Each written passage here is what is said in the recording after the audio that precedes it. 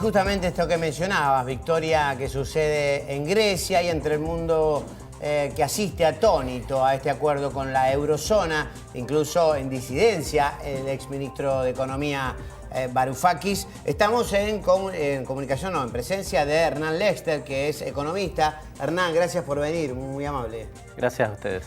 Bueno, Yanis Varoufakis es el exministro de Economía, que está un poco en disidencia y dice que este acuerdo con la eurozona es una suerte de capitulación, como el principio de un final. Y la verdad que hay bastante de eso. Uno imaginaba después del 61% que había votado en contra de las políticas de ajuste europeos, que bueno, habría alguna indulgencia de parte del conjunto de los países europeos con Grecia, y la verdad que lo que sucedió fue lo contrario.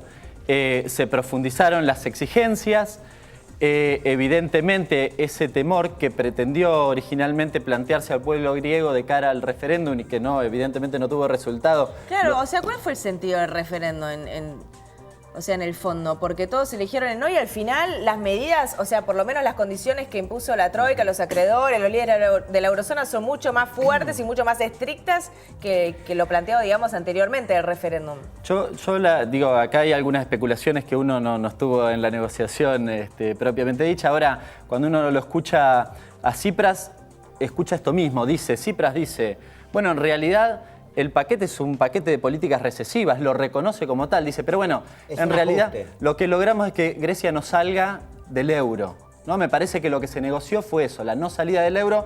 Desde mi óptica, creo que es un error. Yo no le encuentro forma frente a los pedidos y a los ajustes que plantea la Comunidad Económica en relación a Grecia, que Grecia pueda volver a la senda del crecimiento. Le piden o le plantean, y esto es lo que se va a votar, la necesidad de aumentar la base imponible del IVA, del impuesto al valor agregado. Esto significa que sectores que hoy no pagan probablemente ingresen a pagar, o algunos productos determinados no paguen. Una reforma en lo que tiene que ver con la cuestión laboral. Le exigen la cuestión previsional, que solo se pague lo que se recauda, y además un programa bien intenso de privatizaciones que había quedado a mitad de camino hasta hoy y que tiene algunas cosas paradigmáticas. Esto quizá uno no lo va sabiendo, pero ahí en Grecia habían iniciado la privatización de algunas propiedades e inmuebles de edificios del gobierno, ¿no?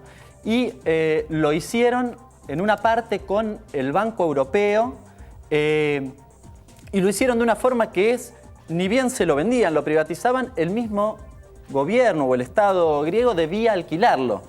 Le tiro algunos números.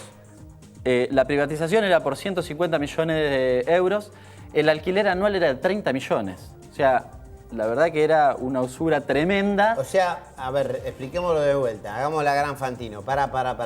Vos me estás queriendo decir que el gobierno debía vender alguna dependencia pública y después a su vez alquilarla. Exacto, vendió. O sea, la vendió y después al mismo que se la vendió la tiene que alquilar. Exacto. Con lo cual lo paga 2 veces. Exacto, le vendió Hacienda, Loterías, el Ministerio de Turismo. Bueno, la mayoría de los edificios se los vendió al banco, al sector inmobiliario del Banco Europeo, y se los alquila, ¿no? Ayer los tenía él, hoy se los alquila y le paga el mismo dinero que le dieron, en realidad lo vuelve a devolver, lo devuelve en cómodas cuotas. Exactamente, pero además la proporción no es menor, de 145 millones. Dedicarle 30 a eso, la verdad que recuperan la inversión en 5 años. Absolutamente. En términos de alquiler es un negocio redondo para el que... Es una usura. Tremendo. Y ahora, otra de las condiciones también había sido que se revisen todas las leyes aprobadas en los últimos 6 meses. O sea, los últimos 6 meses estuvo Tsipras al frente del gobierno. Ahora, a mí me da la sensación, y a mucha gente también, de que estas nuevas condiciones parecen ser como una especie de castigo por el referéndum. Algo de eso hay. Hay una cosa, algunos periodistas han hablado de que los condenan como si hubiesen perdido una guerra, y que es un acuerdo humillante para Grecia. Y la realidad es que es esto, digamos, antes del referéndum los planteos eran menos exigentes que esto, y posteriormente son más intensos. Uno dice, bueno, pero ¿y esto con qué tiene que ver? ¿Por qué sucede así? La verdad que la especulación que uno puede hacer es que tiene que ver con que el ejemplo griego no recorra el camino que de repente recorrió la Argentina hace algunos años atrás, digamos. Pero que tampoco se levante en otros países, que no pase en España. obviamente con este grupo, con este partido Podemos, digamos, los euroescepticistas, o sea, que otros países no se tienten con hacer lo mismo que hizo Grecia, ¿verdad? Como una especie de ejemplo. Exactamente. La intención es que el resto de los países, el caso argentino, de alguna manera estaba, bueno, fuera de Europa, la posibilidad de tener un país que plantea la reestructuración de la deuda, que plantea el recorte de la deuda. Hoy la deuda de Grecia en relación al PBI es del 186%, estaban planteando bajarlo al 30%, digamos, estaban planteando la salida argentina, y tener un país dentro de Europa y dentro del euro que plantee eso, evidentemente era insostenible. Yo imagino también que las discusiones, 17 horas de discusión, bueno, los distintos países europeos le deben haber dicho así, pero bueno, si vos salís del euro, se la van a ver negras, ¿no? Me imagino, habida cuenta que hasta el día anterior, hasta el día anterior el presidente griego había planteado, bueno, que no iban a ajustar, ¿no? Digamos, entonces uno se sorprende por qué ese cambio de actitud. Ahora bien, la situación, como se dice acá, los números con la gente adentro, están quedando bien con los bancos, están quedando bien con Angela Merkel, con Alemania, pero la gente que está dentro de Grecia, no. Bueno, por eso yo planteo que la verdad que esto no es una salida. Exacto.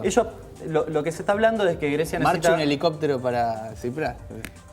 Está por verse qué sucede, ¿no? Digamos, también la diferencia con el caso argentino es que la dificultad que tiene Grecia es que dentro del euro no puede o tiene pocas herramientas en materia de política económica para salir y volver a la senda del crecimiento. En realidad el proceso de Grecia, como también puede pasar o encontrar similitudes en España, Portugal, incluso Italia, es que digamos, unificando las economías, aquellos países que tienen mayor desarrollo en términos productivos terminan comiéndose las producciones de los países más débiles, en este caso Grecia. Y la verdad que lo que ha sucedido, y quería decir esto, están planteando 85.000 millones de euros como parte del rescate. De esos, y un poco a lo que vos planteabas, van 50.000 a un fondo para privatizaciones, 25.000 a recapitalizar los bancos y solo 12.500 millones de euros a inversiones en Grecia. Es imposible que salgan en esas condiciones, la verdad.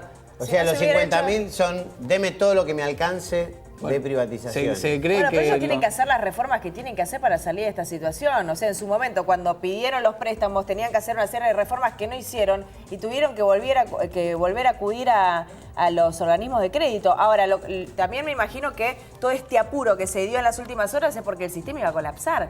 O sea, la gente se va a quedar literalmente en la calle. Bueno, en realidad ellos tenían un vencimiento y a colación del vencimiento es que se aceleran los tiempos. Pero ¿cuál es el proceso interno? ¿Por qué Grecia llega a esta situación? Yo les comentaba, digamos, una empresa europea tiene en términos de competitividad, es muy superior a una francesa que de repente una griega. Entonces, digamos, a lo largo de los años lo que va sucediendo es que las empresas y en general la economía alemana y francesa crecen y el resto decrece. Ahora, ¿cómo se financia Grecia? Se financia con la plata de Alemania y de Francia. De hecho, en las privatizaciones uno observa, yo tenía acá los datos, uno observa, por ejemplo, que en telefonía Deutsche Telekom tiene el 40% o compró el 40% de la telefonía de Grecia y solo el Estado griego tiene el 10%.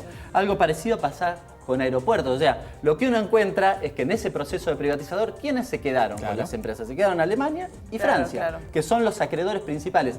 Alemania tiene el 28% de la deuda de Grecia y Francia alrededor del 23%. No quiero equivocarme, pero más o menos los números son esos. Sí, uno imaginaba que la rebeldía que ha puesto como ejemplo tal vez estos países de la zona del Mercosur, del UNASUR, iba a tener un efecto tal vez positivo en Grecia, pero no ha podido ser tan rebelde, aparentemente. No por ahora, la verdad que no por ahora. Yo en serio no le encuentro salida porque además no hay voluntad del resto de los países europeos de ayudar a que Grecia efectivamente pueda salir. Es una esclavitud. Al final fue una engaña pichanga la Unión Europea. Vamos a cambiar de tema porque estás como precandidato a intendente en la zona de San Martín, el popular partido de San Martín, en compañía de un legendario doctor, el médico Lanza, ¿no? Doctor Lanza. Sí, la verdad que es una alegría. Con Héctor Lanza, es un médico muy prestigioso de San Martín, 40 años de trayectoria. Hemos logrado armar una lista en San Martín por el Frente para la Victoria que nos parece que es bien competitiva. San Martín es un distrito que necesita muchísimas cosas, que hay muchas deudas pendientes. La verdad que hace 3 o 4 años que venimos los dos caminando cada rincón de San Martín, las escuelas, los clubes. Lo que uno encuentra es que, de nuevo, hay infinidad de deudas pendientes. En el tema seguridad, uno encuentra que las cámaras no funcionan, que no hay relación con la justicia, que no hay una política criminal planteada para combatir el delito en un distrito con las dificultades que tiene San Martín.